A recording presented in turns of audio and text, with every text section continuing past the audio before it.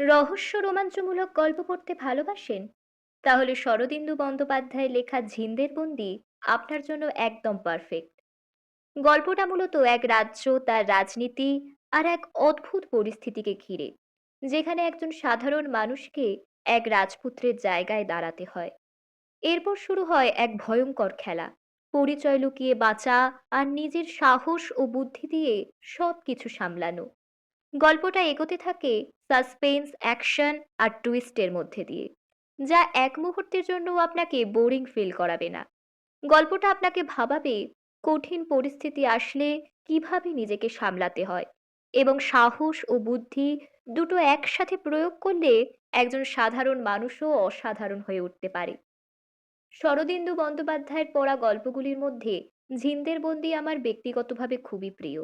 আপনাদের শরদিন্দু বন্দ্যোপাধ্যায়ের কোন গল্প সব থেকে পছন্দের, কমেন্টে অবশ্যই জানাবেন।